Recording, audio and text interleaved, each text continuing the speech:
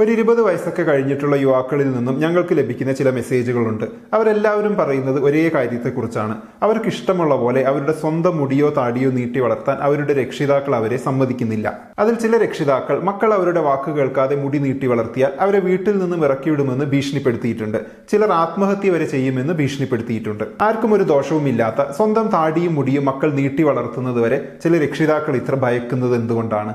നാട്ടുകാരെന്ത് പറയുമെന്ന ചിന്തയാണ് രക്ഷിതാക്കളുടെ ഈ ഭയത്തിന്റെ കാരണം. മുടി നീട്ടി വളർത്തുന്നവരെല്ലാം കഞ്ചാവാണെന്ന പൊതുബോധം എങ്ങനെയോ സൃഷ്ടിക്കപ്പെട്ടിട്ടുണ്ട്. അപ്പൊ തന്റെ മകൻ മുടി നീട്ടി വളർത്തിയാൽ അവനെയും നാട്ടുകാർ കാണുന്നത് അങ്ങനെയായിരിക്കും എന്ന ചിന്തയായിരിക്കാം രക്ഷിതാക്കളുടെ മനസ്സിൽ. നാട്ടുകാരെന്ത് ചിന്തിക്കും? നമ്മളിൽ ഭൂരിഭാഗവും ജീവിതത്തിൽ എന്ത് തീരുമാനമെടുക്കുമ്പോഴും ഏറ്റവും കൂടുതൽ ആകുലപ്പെടുന്ന ഒന്നാണിത്.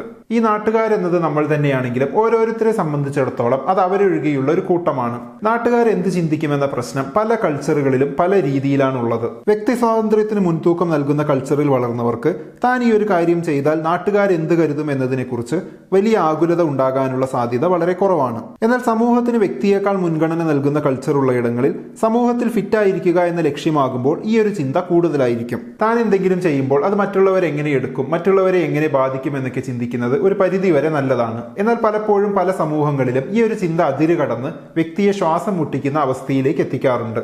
നാട്ടുകാരെന്ത് കരുതുമെന്ന ഈ ചിന്ത നമ്മളെയും ഇടയ്ക്കിടയ്ക്ക് ഇങ്ങനെ ശ്വാസം മുട്ടിക്കാറില്ലേ?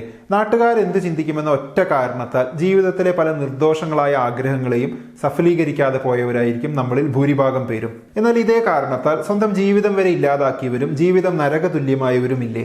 നമുക്ക് നോക്കാം. സ്വന്തം സന്തോഷത്തെയും ആഗ്രഹങ്ങളെയും സ്വപ്നങ്ങളെയും വരെ നാട്ടുകാരെന്ത് ചിന്തിക്കുമെന്നതിന് താഴെ പ്രതിഷ്ഠിക്കുമ്പോൾ അത് വ്യക്തി ജീവിതത്തെയും സമൂഹത്തെയും എങ്ങനെ ബാധിക്കുമെന്ന് ചില ഉദാഹരണങ്ങളിലൂടെ നമുക്ക് വിദ്യാഭ്യാസത്തിൽ നിന്നും തുടങ്ങാം. 10ാം ക്ലാസ്സിൽ നല്ല മാർക്കോട് കൂടി പാസ്സായ ഒരു കുട്ടിക്ക് +2 സയൻസിന് പകരം മറ്റൊരു വിഷയം എടുക്കാനാണ് ആഗ്രഹമെങ്കിൽ പോലും അതിന് സാധിക്കാതെ പോകുന്നത് ഈ സോഷ്യൽ ഫിയർ അഥവാ നാട്ടുകാരെന്ത് കരുതും എന്ന ചിന്ത കൊണ്ടാണ്. ബുദ്ധിയുള്ള കുട്ടികൾ സയൻസ് ആണ് പഠിക്കുക എന്നതാണ് സമൂഹത്തിന്റെ അഥവാ നാട്ടുകാരുടെ ഒരു കാഴ്ചപ്പാട്.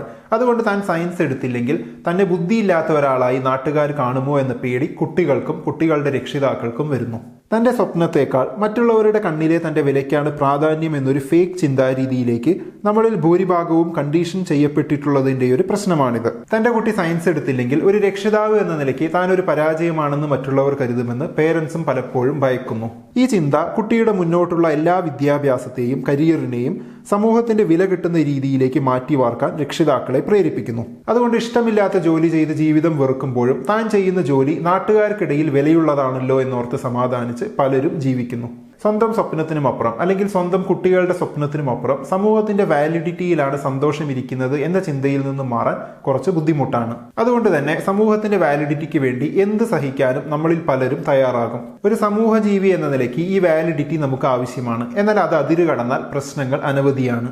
ജോലി നഷ്ടപ്പെടൽ, വിവാഹ ജീവിതം തകരാറിലാവൽ ഇതൊക്കെ വ്യക്തിപരമായി ബാധിക്കുന്നതിനേക്കാൾ നാട്ടുകാരെന്ത് ചിന്തിക്കുമെന്ന രീതിയിൽ ബാധിക്കുമ്പോഴാണ് പലപ്പോഴും പലർക്കും ജീവിതം തന്നെ കൈവിട്ടു പോകുന്നതും നരക ജീവിതം നയിക്കേണ്ടി വരുന്നതും. നീ അവിടെ അഡ്ജസ്റ്റ് ചെയ്യുമോളെ എന്ന് വിവാഹബന്ധം പ്രശ്നത്തിലായ മകളോട് പേരൻസ് പലപ്പോഴും പറയുന്നത് മറ്റ് ബന്ധുക്കളും നാട്ടുകാരും തങ്ങളുടെ സെലക്ഷനെ പറ്റി എന്ത് ചിന്തിക്കും? തങ്ങൾ അക്കാര്യത്തിൽ ഒരു പരാജയമാണെന്ന് അവർ കരുതില്ലേ? മകൾ വിവാഹമോചനം ചെയ്തു വന്നാൽ നാട്ടുകാർ അവളെക്കുറിച്ച് എന്ത് വിചാരിക്കും? അവിടെ കുറച്ചൊക്കെ അഡ്ജസ്റ്റ് ചെയ്ത് മറ്റുള്ളവരുടെ കണ്ണിൽ വിജയിക്കുന്നതല്ലേ ഇതിനേക്കാളൊക്കെ ഭേദം എന്നൊക്കെ ചിന്തിച്ചാണ്. സ്വന്തം വിവാഹ ജീവിതം അവസാനിപ്പിച്ചാൽ താൻ ഒരു പരാജയമാണെന്ന് നാട്ടുകാർ കരുതും. അതിലും നല്ലത് പുറമേക്ക് നല്ലൊരു ചിത്രം നൽകി താൻ വിജയിച്ചവളാണെന്ന് നാട്ടുകാരെ ബോധ്യപ്പെടുത്തുന്നതാണെന്ന തീരുമാനത്തിലേക്ക് എത്തുന്നതും ഈ ഒരു ചിന്തയിൽ നിന്നാണ്. ഒരു സമൂഹത്തിന്റെ കാഴ്ചപ്പാടുകളെ സ്വന്തം ജീവിതത്തെക്കാളും വലുതായി വ്യക്തികൾ കാണുന്നതിന്റെ അർത്ഥം ആ സമൂഹം വ്യക്തി ജീവിതത്തെ അത്രയധികം നിയന്ത്രിക്കുകയും മാനിപ്പുലേറ്റ് ചെയ്യുകയും ചെയ്യുന്നുണ്ട് എന്നത് തന്നെയാണ്. പലപ്പോഴും നമ്മൾ മറ്റുള്ളവരെ കുറിച്ച് ചിന്തിക്കുന്നതും അല്ലെങ്കിൽ മറ്റുള്ളവർ നമ്മുടെ മുന്നിൽ വെച്ച് വേറൊരാളെ ജഡ്ജ് ചെയ്യുന്നത് കണ്ടിട്ടുമൊക്കെയാണ് നമ്മൾ സമൂഹത്തെ വിലയിരുത്തുന്നതും പേടിക്കുന്നതും. സ്ത്രീയെ അടക്കി നിർത്തുന്നവനാണ് പുരുഷൻ എന്നതാണ് നമ്മുടെ സമൂഹത്തിന്റെ ഒരു കാഴ്ചപ്പാട്. അത് മാറി വരുന്നുണ്ടെങ്കിലും ഇപ്പോഴും പലയിടത്തും അത് അങ്ങനെ തന്നെയാണ്.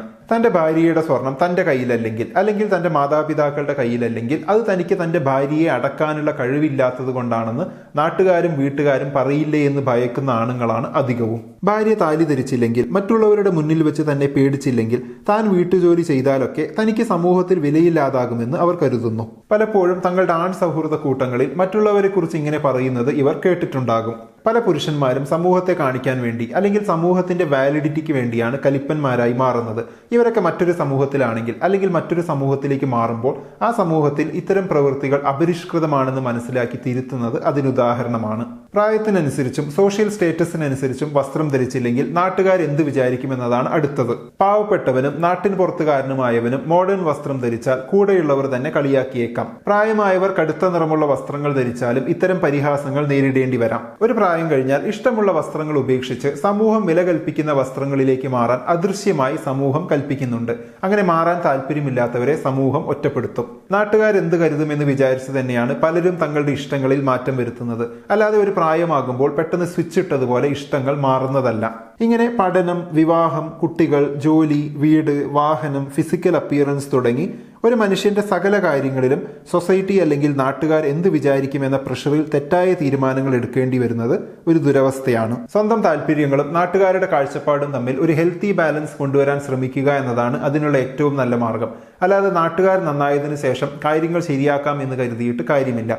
കാരണം നമ്മൾ ഓരോരുത്തരും ചേർന്നതാണല്ലോ ഈ നാട്ടുകാർ. അതുകൊണ്ട് ഇനിയെങ്കിലും മറ്റുള്ളവർക്ക് ദോഷമാകാത്ത വ്യക്തിപരമായ കാര്യങ്ങൾ സ്വന്തം ഇഷ്ടപ്രകാരം ചെയ്തു തുടങ്ങുക. സൊസൈറ്റിയുടെ സെന്റർ ഓഫ് അട്രാക്ഷൻ എപ്പോഴും നമ്മളായിരിക്കില്ല എന്നങ്ങ് ഓർത്താൽ മതി. ഇത്രയും പറഞ്ഞതിനർത്ഥം ഈ പറയുന്ന ഞാൻ എല്ലാ സോഷ്യൽ ഫിയറിൽ നിന്നും മുക്തനാണ് എന്നല്ല. സ്വന്തം അനുഭവങ്ങളിൽ നിന്നറിയാം അത് അത്ര എളുപ്പമല്ല എന്നും. എന്നാലും നമുക്കൊന്ന് ശ്രമിച്ചു നോക്കാം നാട്ടുകാരെന്ത് പറയുമെന്ന് ഈ പേടിയിൽ നിന്നും പുറത്തു കടക്കാൻ. കൂടെ സ്വയമോ മറ്റുള്ളവർക്കോ ദോഷമല്ലാത്ത കാര്യങ്ങൾ മക്കൾ ചെയ്യുമ്പോൾ അവരെ അതിന്റെ പേരിൽ ബുദ്ധിമുട്ടിക്കരുതെന്ന് രക്ഷിതാക്കളോടും അപേക്ഷിക്കുന്നു. 20 വയസ്സൊക്കെ കഴിഞ്ഞിട്ടും സ്വന്തം മുടി പോലും ഇഷ്ടത്തിനനുസരിച്ച് വളർത്താൻ നിങ്ങൾ അവരെ അനുവദിച്ചില്ലെങ്കിൽ പിന്നെ എങ്ങനെയാണ് മറ്റ് പ്രധാനപ്പെട്ട കാര്യങ്ങളിൽ സ്വയം തീരുമാനങ്ങൾ എടുക്കാൻ അവർക്ക് കഴിയുക? ഈ ചെറിയ കാര്യങ്ങളിൽ പോലും സ്വന്തമായി തീരുമാനങ്ങൾ എടുക്കാൻ കഴിയാത്തതിനാൽ അവർ എത്രമാത്രം ഫ്രസ്ട്രേറ്റഡ് ആയിരിക്കുമെന്ന് ചിന്തിക്കുക. നാട്ടുകാരെന്ത് ചിന്തിക്കുമെന്ന പേടി നിങ്ങളുടെ ജീവിതത്തെ എങ്ങനെയൊക്കെ ബാധിച്ചിട്ടുണ്ട് എന്നത് കമന്റ് ബോക്സിൽ എഴുതുമല്ലോ. നമുക്കെല്ലാം അതൊരു തിരിച്ചറിവായിരിക്കും. അടുത്ത വീഡിയോയിൽ വീണ്ടും കാണാം.